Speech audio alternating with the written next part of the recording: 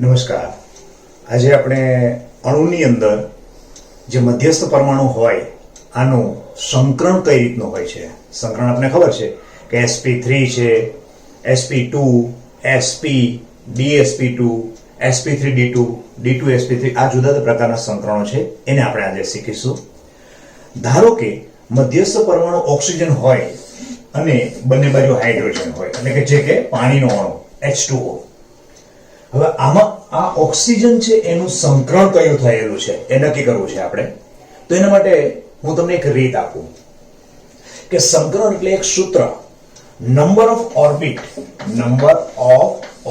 કોની, તો કે મધ્યસ્થ પરમાણુ છે એ અને આ બધા પરમાણુ ભેગા થઈ અને નંબર ઓફ ઓર્બિટ આપણે કેટલી મળે છે ઇઝ ઇક્વલ ટુ સેન્ટરનો જે પરમાણુ છે એટલે કે મધ્યસ્થ પરમાણુ છે એની સંયોજકતા કક્ષકના ઇલેક્ટ્રોન એટલે Ce, અને બીજું પ્લસ એની આજુબાજુ મધ્યસ્થ પરમાણુ છે એની આજુબાજુ કેટલા અન્ય પરમાણુ સંકળાયેલા છે, એટલે અહીંયા સંકળાયેલા અન્ય પરમાણુ કે જેને આપણે કહીશું સરાઉન્ડિંગ નંબર ઓફ સરાઉન્ડિંગ પરમાણુ ડિવાઇડેડ 2. આ સૂત્રની અંદર કિંમત મૂકી દેશો એટલે તમને અહીંયા પર્ટિક્યુલર કોઈ જવાબ આવશે. 3, 4, 5, 1, 2 જે પણ કઈ જવાબ આવે એ જવાબ જે આવે છે, ધારો કે આના માટે આપણે કહીએ તો ઓક્સિજન છે, ઓક્સિજન કયા સમૂહનું તત્વ છે, 16મા સમૂહનું તત્વ છે. એનો મતલબ એની બાહ્યતમ કક્ષકમાં કેટલા ઇલેક્ટ્રોન થયા, 6 ઇલેક્ટ્રોન. તો અહીંયા 6 મૂકીએ આપણે, 6 પ્લસ હવે આજુબાજુ ઓક્સિજન આજુબાજુ પરમાણુ કેટલા છે, 2 પરમાણુ. એનો મતલબ કે નંબર ઓફ સરાઉન્ડિંગ મોલેક્યુલ કેટલા છે, 2 છે. એનો મતલબ પ્લસ કરીએ 2. તો જવાબ શું થયો, 6 ને 2 8, 8/2 ઇઝ ઇક્વલ ટુ જવાબ આવ્યો 4. તો 4 જે જવાબ આવ્યો છે એની પરથી હમણાં આનું સંકલન નક્કી કરી શકું. તો પહેલો S કરીએ, S કેટલી કક્ષક હોય, 1. તો 4 માંથી 1 નીકળી ગયો એટલે 1 S થયો. હવે કેટલી બાકી રહી, 3. તો S પછી પરમાણુમાં ઇલેક્ટ્રોન શેમાં ભરાતો હોય, તો કે P માં. તો P લખીએ. હવે P કેટલી કેપેસિટી છે, P ની કક્ષકો કેટલી હોય, 3, એટલા માટે 3. તો 3 ને 1 4. તો સંકરણ શું થયું, આપેલ H2O માં ઓક્સિજનનું સંકરણ થયું. આખા પાણી અણુનું સંકરણ શું ગણાય, sp3. આ એક અણુ થયો. હવે આવો આપણે બીજો અણુ દાખલા તરીકે લઈએ. કોઈ આયન હોય જેમ કે NO2 માઈનસ, આયનનું પણ સંકરણ નક્કી કરી શકાય. હવે એવી રીતે આયનનું નક્કી કરવું છે તો આયનનો કરવાનું શું, વધારાનો ઇલેક્ટ્રોન 1 છે. તો તમારો જે આ જવાબ જે આવે છે એમાં 1 ઇલેક્ટ્રોન વધારે હોવાને કારણે ઉમેરી દો. તો અત્યારે નાઇટ્રોજન એ કેવા સમૂહનું તત્વ છે, તો કે 15મા સમૂહનું તત્વ છે. 15મા સમૂહનું તત્વ હોવાને કારણે એની બાહ્યતમ કક્ષકમાં કેટલા ઇલેક્ટ્રોન હશે, તો કે 5. અને આ જગ્યાએ આપણું શું આવશે, 6 ની જગ્યાએ શું આવશે, અહીંયા 5 આવશે. ઓક્સિજનની સંખ્યા અહીંયા 2 છે. પણ સૂત્રની અંદર ખાસ એ ધ્યાન રાખવાનું છે કે આ આખું સૂત્ર ફક્ત ને ફક્ત કોના પરમાણુ માટે છે, હાઇડ્રોજન અને હેલોજન માટે.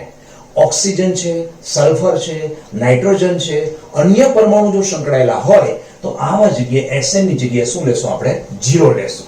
ફક્ત ને ફક્ત અહીંયા નંબર ઓફ સરાઉન્ડિંગ મોલેક્યુલ છે એ કોણ ગણવાના, આપણે હાઇડ્રોજન અથવા તો હેલોજન.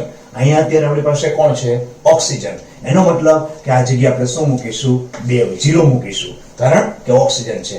હાઇડ્રોજન ને હેલોજન આગળના અણુમાં શું હતું, હાઇડ્રોજન હતા, એટલે આપણે એને બેને કન્સિડર કરેલા. પણ અહીંયા ઓક્સિજન છે એટલે કન્સિડર થશે નહીં, 0 થયો. હવે વધારાનો 1 ઇલેક્ટ્રોન અહીંયા છે તો એને +1 કરો. +1 કરશો તો ટોટલ ઉપરનો જવાબ કેટલો આવશે, 6. અને નીચે ડિવાઈડ 2 કરીએ. એનો મતલબ અહીંયા કેટલા જવાબ આવ્યો, 3. તો 3 થયું. તો હવે શરૂઆત કરીએ. પેલો એક S કક્ષક કેટલી હોય, 1 હોય. હવે બાકીના 3 માંથી 1 નીકળી ગયો એટલે રહ્યા કેટલા, 2. હવે S પછી ઇલેક્ટ્રોન શેમાં ભરાય, તો કે P માં. તો P કરીએ.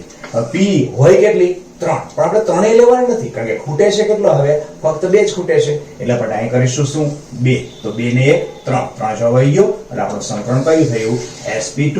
આમ NO2 માઈનસ નું સંકરણ થયું sp2.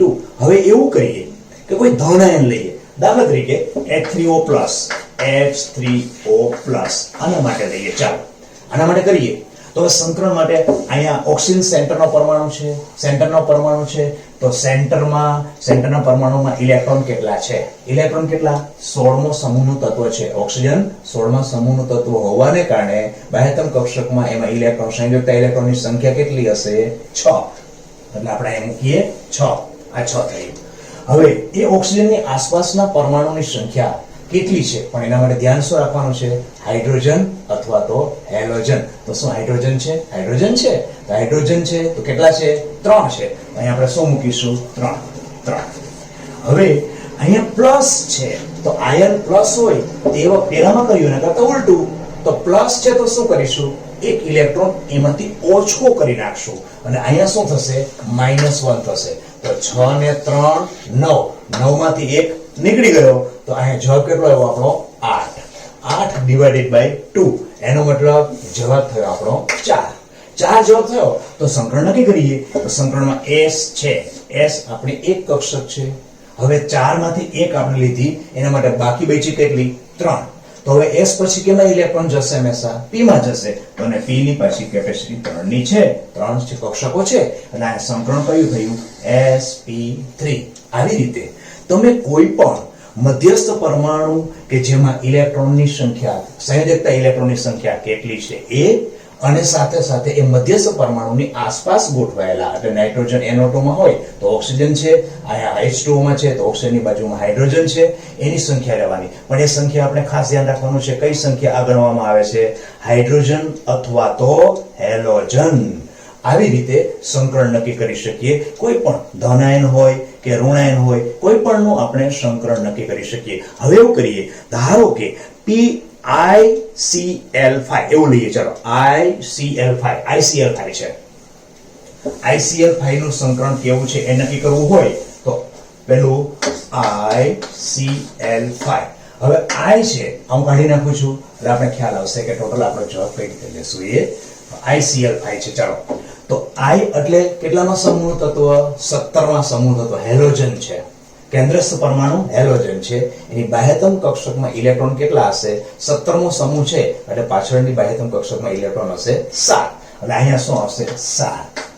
એના પછી આપણી પાસે આસપાસ જે પરમાણુ મધ્યસ્થ પરમાણુ છે એની આસપાસ ગોઠવાયેલા જે પણ કોઈ પરમાણુ છે એ શું હેલોજન અથવા હાઇડ્રોજન છે? યસ. અહીંયા કોણ છે? હેલોજન છે. હેલોજન કેટલા છે? 5. તો અહીંયા શું કરીશું? 5. હવે નીચેના ભાગની અંદર સૂત્રનો 2 તો છે જ. તો 7 ને 10 ને 2 12 એટલે કે 7 ને 5 12 divided by 2 is equal to જવાબ શું આવ્યો? 6. હવે 6 કહીએ તો એ પછી એક કરતા જઈએ. પહેલી વેલી કક્ષક કોણ લેશું? S એક થઈ. એના પછી 6 માંથી 1 નીકળી ગઈ એટલે રહી કેટલી? 5. હવે એના પછી તમે બીજી કક્ષક કઈ આવે તો કે P લઈ લો. P ની કેટલી કે કક્ષકો આપણને આપે? 3. એટલે P3 થયું. તો 3 ને 1 4. 4 પણ આપણી પાસે છે હજી કેટલી? ટોટલ 6. તો 6 માંથી 4 તો તમે લઈ લીધી. હવે P પછી કોણ ભરાશે? હંમેશા ઇલેક્ટ્રોન કયા એ કક્ષકમાં ઇલેક્ટ્રોન જશે તો કે D ની અંદર. તો D ની અંદર કેટલી D લેવાની? D તો 5 છે પણ લેવાની કેટલી આપણે? ફક્ત ખૂટતી એટલી ઇલેક્ટ્રોન D વડી લઈ લેવાની આપણે. તો કેટલી ખૂટે છે? 2. એનો મતલબ કે 2 ને 1 2 ને 3 5 5 ને 1 6. એટલે આખું સંકરણ આપણા આ ICl5 નું થયું sp3b2. આ સંકરણ થયું. હવે આવી રીતે અન્ય કોઈ પણ તમે અણુ લઈ શકો જેમ કે ઝેનોન ટેટ્રાફ્લોરાઇડ. હવે આપણે સીધું નક્કી કરીએ. સીધું આપણે ગ્રીપ આવી જશે. હવે ઝેનોન એ કયા 18મા સમૂહ તત્વ છે? 18મા સમૂહ તત્વ છે એનો મતલબ આ જગ્યાએ કોણ આવશે? 8 આવશે. એના પછી ફ્લોરિન એટલે આજુબાજુના તત્વો શું? હાઇડ્રોજન કે હેલોજનમાં હેલોજન છે? યસ હેલોજન છે. હેલોજન છે તો કેટલા? 4. એટલે અહીંયા કોણ આવશે? 4. 8 ને 4 12. 12 ના છેદમાં 2 એટલે કોણ આવ્યું? 6. 6 આવ્યું. તો ફરીથી પાછું સંકરણ કયું થયું? sp3d2. સેમ ટુ સેમ આવ્યું. હવે એના પછી 9 લઈએ. IF7 કરીએ. ચાલો IF7 જે આપણે લાસ્ટ લેક્ચરમાં કરેલું હતું. તો પાછું અહીંયા સેન્ટર પરમાણુ કયો છે? આયોડિન. આયોડિન એટલે કયા સમૂહનું તત્વ? 17મા સમૂહ તત્વ. અને બાહ્યતમ કક્ષકમાં ઇલેક્ટ્રોન કેટલા હોય? 7. અને પાછળ હેલોજન કે હાઇડ્રોજન છે આજુબાજુ તો કે હાઇડ્રોજન છે. હેલોજનની સંખ્યા કેટલી? 7. તો આપણે 7 મૂકી દઈએ તો 7 ને 7 14 થયા. 14 ડિવાઇડેડ બાય સૂત્રના 2 એટલે થયા 7. તો 7. તો હવે ઈ કક્ષક સંક્ર નક્કી કરીએ તો પેલી કક્ષક કોણ આવશે? s. તો 7 ટોટલમાંથી એક s નીકળી ગઈ. હવે રહ્યું 6.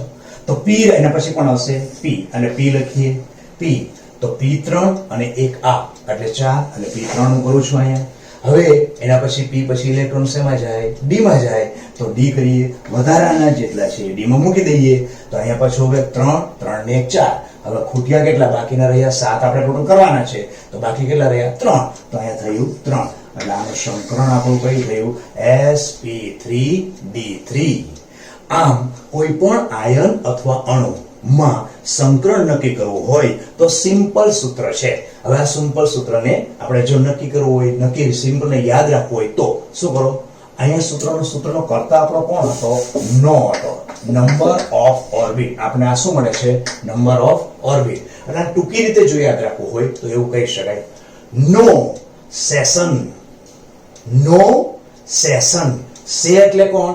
સે એટલે સેન્ટ્રલ પરમાણુમાં સંયોજકતા ઇલેક્ટ્રોનની સંખ્યા plus number of surrounding molecule divided 2. એટલે આખું થાય નો સેશન b2.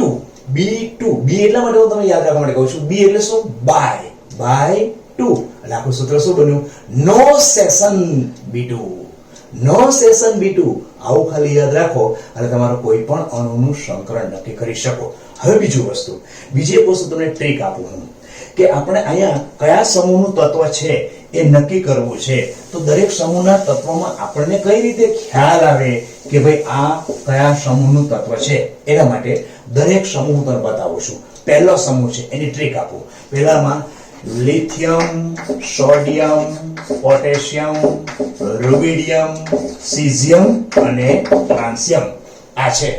તો આને આપણે કઈ રીતે કરીશું? લીના કી રબ સે ફરિયાદ. ફરીથી લીના કી રબ સે ફરિયાદ. આ પહેલું થયું. પછી બીજું, બેટો માગે કાર સ્કૂટર બાપ રોયે. એટલે કે beryllium, magnesium, calcium, strontium, barium અને રેડિયમ. બેટો માગે કાર સ્કૂટર બાપ રોયે. આ એ વિભાગના થયા. એના પછી ખબર છે કે આપણા વચ્ચેના ભાગની અંદર કોણ આવે છે? સંક્રાંતિ ધાતુ તત્વો વચ્ચે આવે. એના પછી આમ કરીએ તો અહીંથી 13મો સમૂહ ચાલુ થાય. 13 પછી 14 પછી 15 પછી 16 17 ને છેલ્લે 18. તો અહીંથી આપણે 13મા સમૂહ 13 14 15 16 17 અને છેલ્લે 18. તો 13મા સમૂહના કોણ તત્વો હોય એને યાદ રાખવું હોય તો એની પણ ટ્રીક લખી લેશો. અહીંયા છે બેંગન, આલુ, ગાજર, ઇન્હેલા. એટલે કે બોરોન, એલ્યુમિનિયમ, ગેલિયમ, ઇન્ડિયમ અને થેલિયમ. ફરીથી પાછું કહું છું, બેંગન, આલુ, ગાજર, ઇન્હેલા. એના પછી 14મો કા સી જ ટી લે. એટલે કે કાર્બન, સિલિકોન, જર્મેનિયમ, ટીન અને લેડ.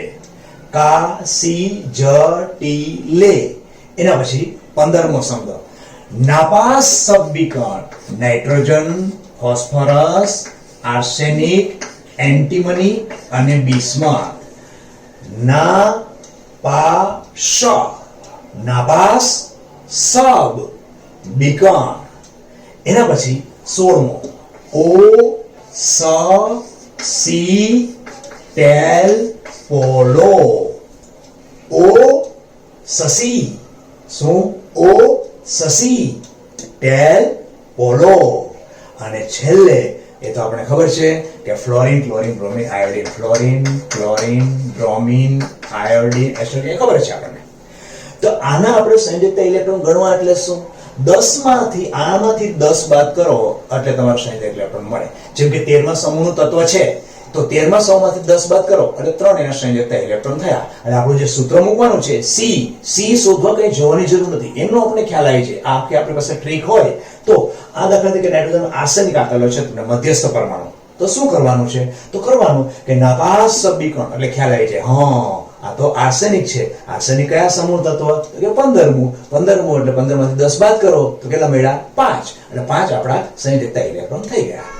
આ રીતે બે વસ્તુ આપણે જોઈ કે મધ્યસ્થ પરમાણુમાં સંયોજકતા ઇલેક્ટ્રોનની સંખ્યા કેટલી છે, આજુબાજુ પરમાણુ કેટલા છે, એના માટે ખાસ ધ્યાન રાખવાનું છે. શું ધ્યાન રાખવાનું? કે હાઇડ્રોજન અને હેલોજન હોવો જોઈએ, એના સિવાય જો હોય તો આપણે ત્યાં 0 મૂકીશું. અને જો ઋણ આયન હોય તો ઉપરના અંશમાં ઋણ આયનમાં 1 હશે તો +1 થશે, 2 -2 હશે તો એમાં 2 થશે, જેમ કે CO3 -2 હોય તો ત્યાં 2 થાય. અને જો ધન આયન હોય તો 1 ઇલેક્ટ્રોન, જે જેટલા ધન આયન છે એટલા ઇલેક્ટ્રોન ઓછા કરવા. એટલે આયન હોય પછી એ ધન આયન કે ઋણ આયન હોય કે પછી અણુ હોય, કોઈ પણનું આ રીતે આપણે સંકરણ નક્કી કરી શકીએ છીએ. તો આજના આપણા આ લેક્ચરની અંદર સેશનની અંદર આપણે આગળનો ટોપિક એ જોયેલો હતો, એને રિલેટેડ સંકરણ વિશેની માહિતી જોઈ. હવે પછી આના પછી પાછું ફરીથી આપણે જે લેક્ચર લેશું એની અંદર ક્વેશ્ચન આન્સર રાખીશું. તો આજે આ લેક્ચર પૂરું કરીએ છીએ. નમસ્કાર.